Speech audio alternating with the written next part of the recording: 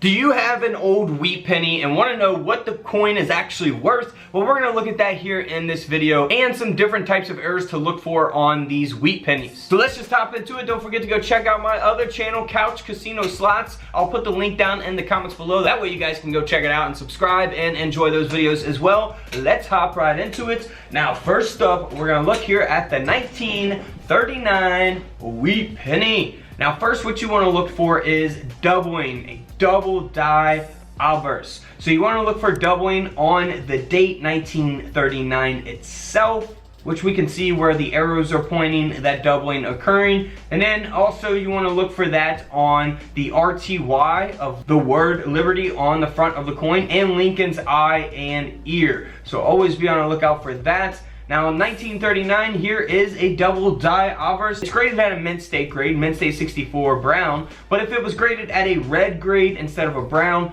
it would probably most likely sell for a lot more. Now, this coin here only sold for around $200, so nothing super valuable, but it's something that you can always look for on your wheat pennies, and it's a $200 penny. So not a bad profit if you come across one. Now here it is. Here is an example of a red version of that double die obverse. So we see on the coin slab RD, graded by PCGS, mint state 66, so red. And this coin sold for over $575. So we definitely over doubled in value just because of that grade. Now for the 1939, now this one here is graded at a mint state 62 red brown, and the coin has been struck off center. Again, I say this in a lot of my videos. It probably gets a little repetitive, but I know there's a lot of people that are new to the channel. Off centers, you can look for these on just about any type of coin out there. Always be on the lookout for off centers. Some are 5% off center, some are way off center, you know. Now this penny here sold for over $125. Now for this 1939 wheat penny, this one has an obverse brockage, and again, errors like this can take place on all kinds of different coins, so always be on the lookout for that. This is very noticeable. If you came across this on any type of coin, you would definitely notice it. Don't need a coin microscope for that. This coin sold for over $185. By the way, if you guys do want a coin microscope, I do have those available on couchcollectibles.com. Link is in the description of every single video. Now this coin here also has a brockage error taking place on it, and we can see that here clearly in the images displayed here. We actually see the 1 cent here of the reverse here on the front of the coin, which is really cool. I love that. This penny sold for over $370. Not too bad, 370 bucks. Now for high graded coins, 1939 D mint mark. Again, this is solely valuable just because of the condition of the coin. The high grade, the mint state 68 red grade. This penny sold for over $7,000 because of that grade. Same exact thing with this coin, the 1939, but this is the S mint mark, and it's graded at a mint state 67 red. This coin sold for over $1,700. So just because of that high grade, that is what's going to give it the value. Same with the proof. Now this proof is graded at a proof 66, and this coin sold for over $4,000. Boy, is that a nice coin or what? If you're not familiar with proof coins versus regular business strike coins, definitely just go to my channel or type in Proof Coins Couch Collectibles here on YouTube, and you guys will find those videos. Now here is a 1939 no mint mark, and this coin sold for over $7,000, again because of its high grade. But let's check out some other error pennies that you should always be on the lookout for. This is a proof set. So it's a 1970 proof set to be specific. If you have any of these, you want to look on the Lincoln penny for an error. So we're going to show you exactly what to look for on your penny. Also, if you find any 1970s proof pennies, look for these errors. Even if the coin isn't in a proof set, you could still sometimes find these coins in circulation. All right, so first up, the 1970s proof penny. All right, so this is the large date. Now I've done a video on large date versus small date, so just type in large date versus small date penny Couch Collectibles on YouTube and you'll find those videos. Now what's special about this one is that it is a double die obverse. So you see doubling on the word trust, and you also see doubling as well on the date 1970. Now here is a penny that has been graded by NGC and it has that double die obverse. It is the large date.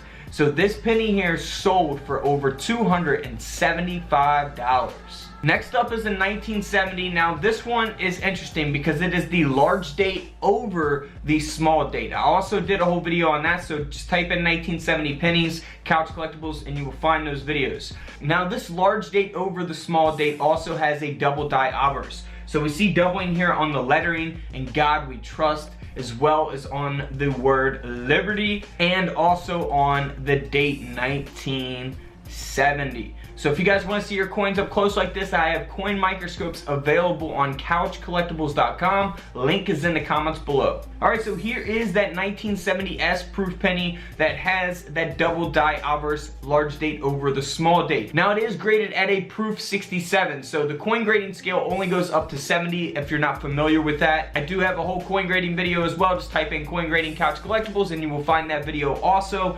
Now this penny here sold for over $430.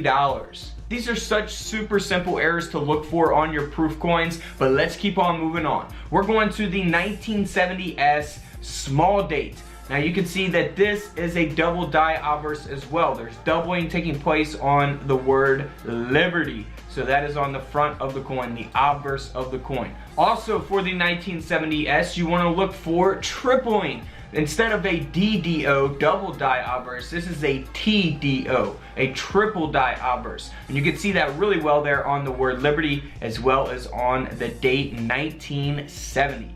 Now here is a penny that has that triple die obverse. Now it is the large date version of the 1970, and this penny sold for over $585. Moving on to a 1971s double die obverse. Now this one is extremely doubled. You can really see the doubling there, very visible in the image displayed on the word Liberty and on the phrase "In God We Trust." And again, we see it there on the date 1971. Now here is a penny, the 1971s proof penny that has that double die obverse. If we zoom in there to Liberty, you can really see it there. And this penny here is in excellent condition, and this coin sold for over $3,900. Now keep in mind though, if your penny is all scratched up and dinged up and it doesn't grade as high if you send it to a coin grading company, it's not going to sell for these prices. But if it does have that doubling, it still will sell for a little bit of money. So here's an example of a lamination error taking place on a Lincoln penny. You see that there on Lincoln's mouth, on his face there, even his chin and his nose.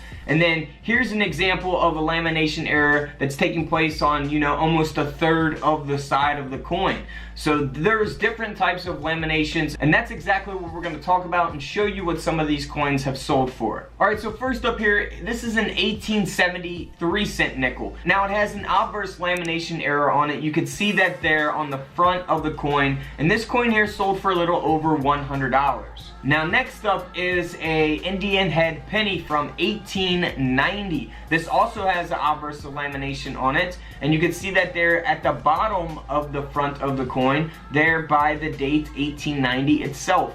So that is a lamination error taking place on that. Now this coin here sold for a little over $100 as well. Moving right along, this is a Lincoln penny, a 1912 wheat penny that has an attached lamination taking place there on the front of the coin. And you see that there right to the left of Lincoln's shoulder. So this coin here sold for over $630. Moving right along, this is a 1921s that has a lamination. It is a silver Walking Liberty $half coin. So you can see that these laminations take place on just about every coin. So you really can look for this on any of your coins that you find or that are in your coin collection. Now this 1921s sold for over $255. Moving right along to a piece dollar. This is a 1923s silver piece dollar, and you see that lamination taking place right there on the right side of the coin.